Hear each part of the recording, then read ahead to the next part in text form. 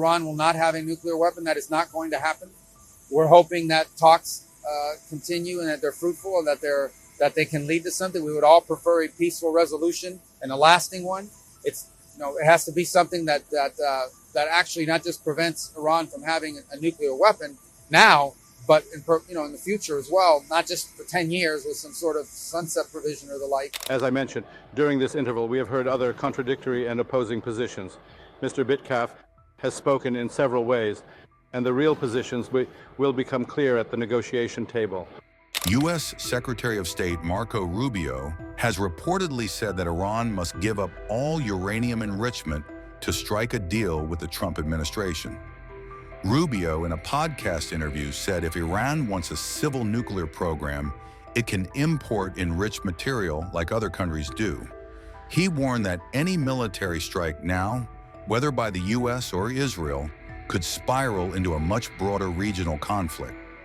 Rubio noted the U.S. is far from reaching a deal with Iran, but aims to resolve the issue peacefully if possible.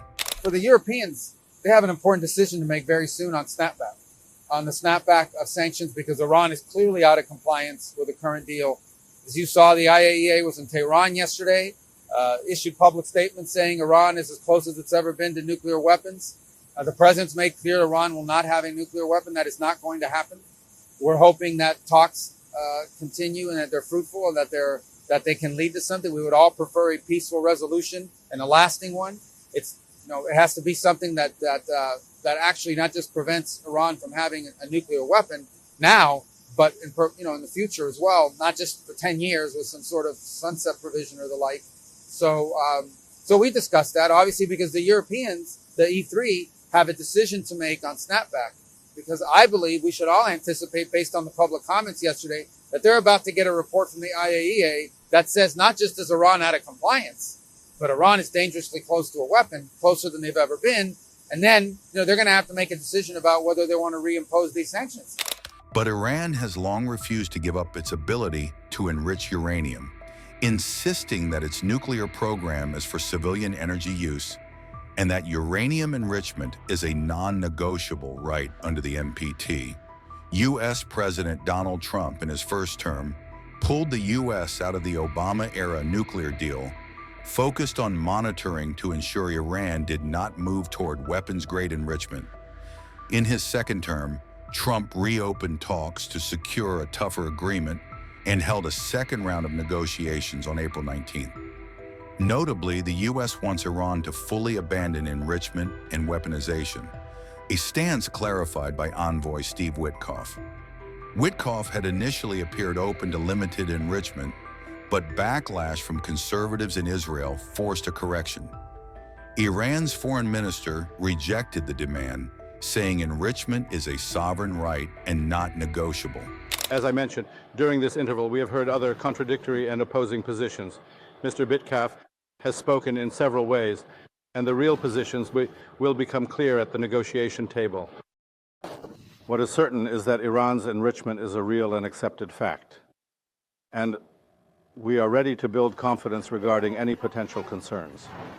However, the core issue of enrichment is not negotiable. The negotiations on Saturday will indeed be a continuation of the previous session. As mentioned, the previous session was constructive and forward-moving. However, in the interval between the last session and this one, we have heard various positions from American officials, some of which are contradictory, and in my opinion, this will not be helpful to the appropriate negotiation process. If they come with a constructive stance, I am hopeful that we can begin negotiations regarding the framework of a potential agreement. If not, and they continue with contradictory and opposing positions, then it will be difficult. Meanwhile, the IAEA chief announced Iran will allow a UN team to discuss restoring surveillance at nuclear sites. Rafael Grossi, who visited Tehran last week, called the move a positive sign amid the tense U.S.-Iran negotiations. You were just in Tehran. Were you able to make any progress on restoring cameras and video footage? And what is the feeling of Iranians right now with regard to nuclear their nuclear program, and with regard to the talks that they're having with the U.S., what's their take on it and their mood on what's happening with the U.S., and if you could talk a little bit about what specifically would be the IAEA's role in any U.S.-Iran agreement. Okay. In terms of monitoring. Yeah, thank you. So first of all, on the first part of the question regarding our inspections, our current inspections in Iran, we discussed about this, and it was agreed that I am sending a technical team to continue our discussions on this very specific kind of things, some of the outstanding issues that they need to clarify, some of our installed capacities, monitoring capacities there. This is going to be discussed as per the instructions that Foreign Minister actually and myself gave to our respective teams. They are going to be meeting in the next few days in Tehran. So that is one part. The second one, although everything is interrelated, obviously, but they are parallel processes, if you want. So regarding the second one, on their feeling and their approaches, I believe that they are engaged. I believe they are seriously engaged. Perhaps it's a question for them, but I think that the foreign minister has been saying that.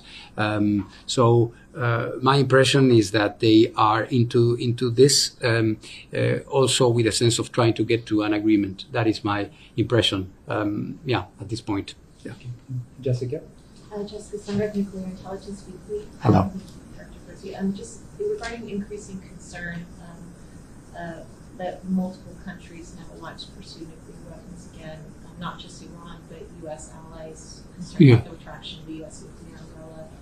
What is the IAEA doing to head off this threat? And are you looking, for instance, into additional protocols for countries like Argentina, Brazil, Saudi Arabia?